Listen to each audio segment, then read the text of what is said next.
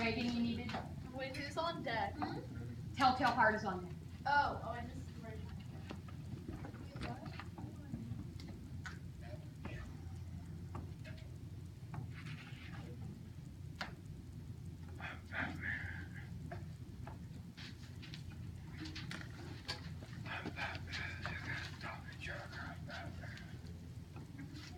Megan, let me know when you're ready and I'll print copies of that. Okay. Once upon a midnight jury, while I pondered, weak and weary, over many a quaint and curious volume of forgotten lore. While I was nearly napping, suddenly there came a tapping, as of someone gently rapping at my chamber door. "'Tis some visitor," I muttered, tapping at my chamber door. Filled with fantastic terrors never felt before, so that now, to still the beating of my heart, I stood repeating, "'Tis some visitor entreating entrance at my chamber door. That it is, and nothing more." "Sir," said I, "or madam, truly your forgiveness I implore. But the fact is, I was napping, and so gently you came rapping, and so faintly you came tapping at my chamber door, that I was scarce was I sure I heard you. Here I opened wide the door. Deep into the darkness peering, long I stood there fearing, wondering, dreaming dreams no mortal ever dared to dream before. Merely this and nothing more. Soon again I heard the tappings somewhat louder than before. "Surely," said I, "surely that is something at my window latest. Let me see then, and this mystery implore. 'Tis the wind and nothing more." In there stepped a stately raven of the saintly days of yore, not a minute stopped or stady, but with mine of lord or lady, perched above my chamber door, perched and sat, and nothing more. "Though thy crest be shorn and shaven, thou," I said, "art thou sure no craven? Ghastly grim and ancient raven, wandering from the nightly shore, tell me what thy lordly name is on the night's Plutonian shore." Quoth the raven, "Nevermore." Much I marveled this ungainly fowl to hear it discourse so plainly, though it's never answered little meaning, little relevancy bore.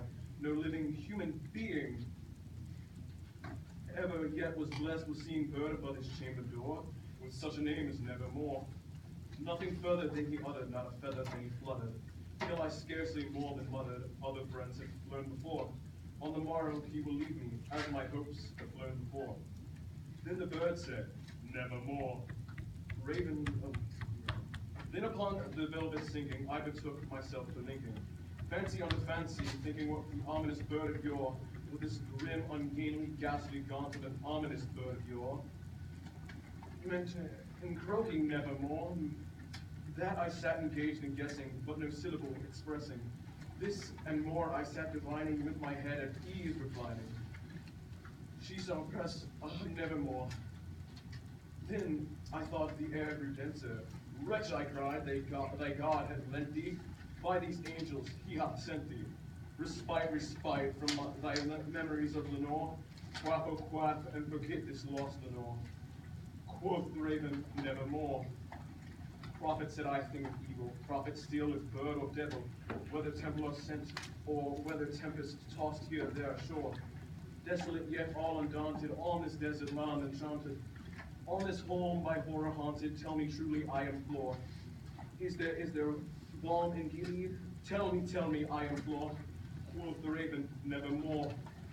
"Prophet," said I, "thing of evil, prophet still, if bird or devil, by that heaven that bends above us, that God we both adore, tell this soul with sorrow laden, if shalt last a sainted maiden, who the angels named and all." Quoth the raven, "Nevermore." By that word or sign imparting, bird or fiend, I shriek, upstarting.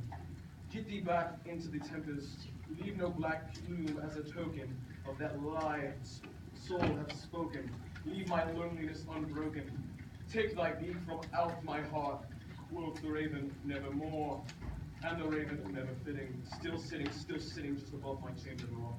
And his eyes have all the seeming of a demon that is dreaming. The lamplight o'er him streaming throws his shadow on the floor, and from my soul out that shadow that lies floating on the floor shall be lifted nevermore.